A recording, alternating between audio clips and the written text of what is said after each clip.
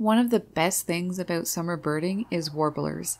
It can be pretty exciting to see a colorful one flitting about in the branches. Many of these birds travel a long way to get to their breeding grounds, and with them all settled in now enjoying their summer home again, I figured a fun facts video about them would be nice. Enjoy! Probably the thing I find most intriguing about these little birds is the fact that many of them travel quite a distance to get to their breeding grounds in Canada and the United States. Their journey begins in April when they leave their warm wintering grounds all the way down in Central and South America to come all the way up here to nest. The ones that only breed in the boreal forest in Canada, such as the Tennessee warbler, are especially incredible though because these guys only breed in a very few northern locations in the US.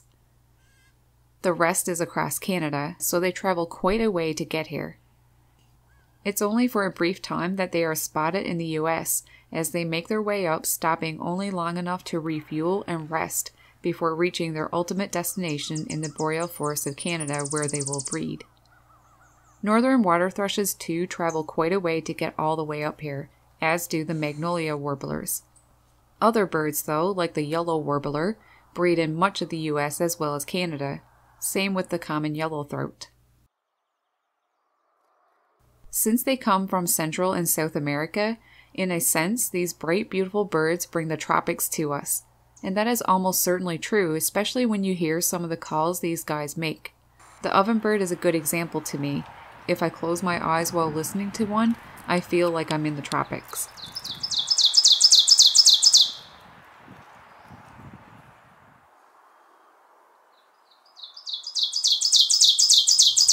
Many of these fun, active little birds are mainly insectivores.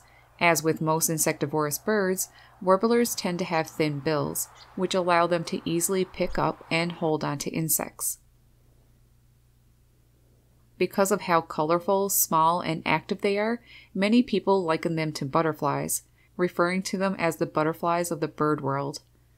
I agree, just like how butterflies are exciting to watch as they happily fly around, so too are the little birds, like warblers flitting about in the trees in search of insects to eat. As I mentioned, these guys travel pretty far, leaving behind such a warm climate. Since migration comes at such a high cost, there must be a good reason that outweighs such a cost. From what researchers have been able to find out over the years, it comes down to diet and climate. These birds are mainly insectivores, which means they can't stay in these northern parts over winter. They would starve to death if they did. So when fall hits, they leave. If it weren't for the harsh climate and their need for insects, maybe they wouldn't leave for the winter. I should mention though that there are a very few tough warblers who do dare to brave the harsh non-insect environment of the winter north, such as the yellow-rumped warbler, the only warbler able to digest waxes from bayberries and wax myrtles. This is why they can winter farther north than other warblers, because they can switch to eating these fruits.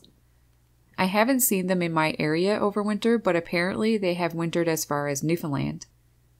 These guys are likely the most resourceful foragers of all warblers, able to flutter out from a tree to catch a flying insect, then switching over in fall to eating berries. They have been seen eating insects on washed up seaweed and even manure. They will pick them from spiderwebs and skim insects from the surface of rivers and the ocean too. Over winter, backyard feeders must help yellow-rumped warblers too, especially suet feeders, which is a good reason to keep them going over winter. And did you hear of the Arctic warbler? These birds stay year-round in Alaska.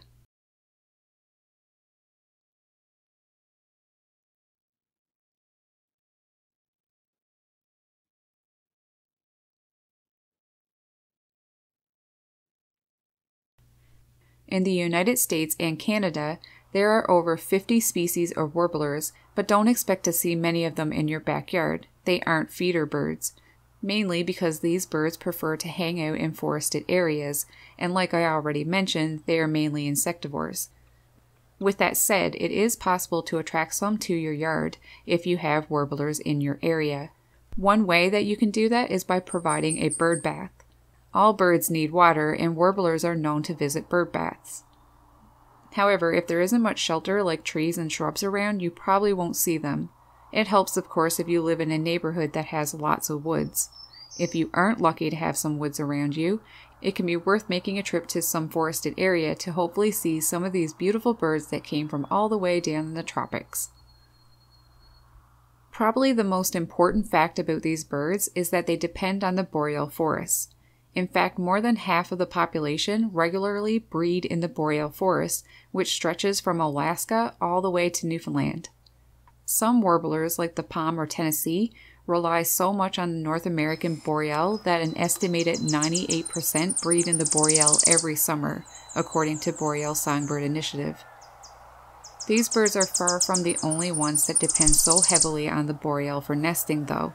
In fact, the boreal has been dubbed North America's bird nursery. They literally need the boreal forest in order to breed. Without it, many birds would likely go extinct. Luckily, efforts to reserve a large portion of the boreal should help to keep it intact for many birds that need it. Growing up as a child, I remember learning about how important the rainforests are. Since then, I've learned about how much the boreal is important too. All the forests are important.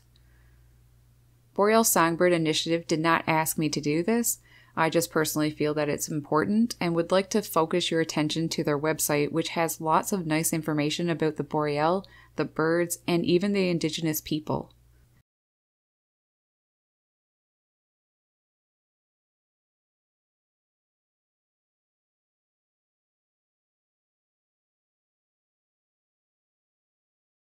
You can donate to help them with their efforts of preserving the boreal too, if you can.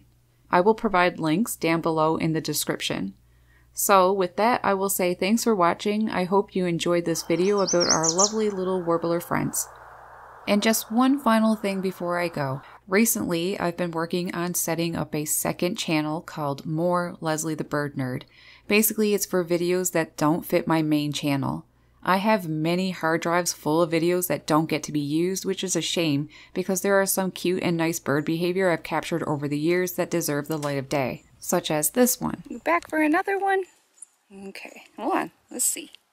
See what I got here. Hang on, hang on. Here you go. Ready?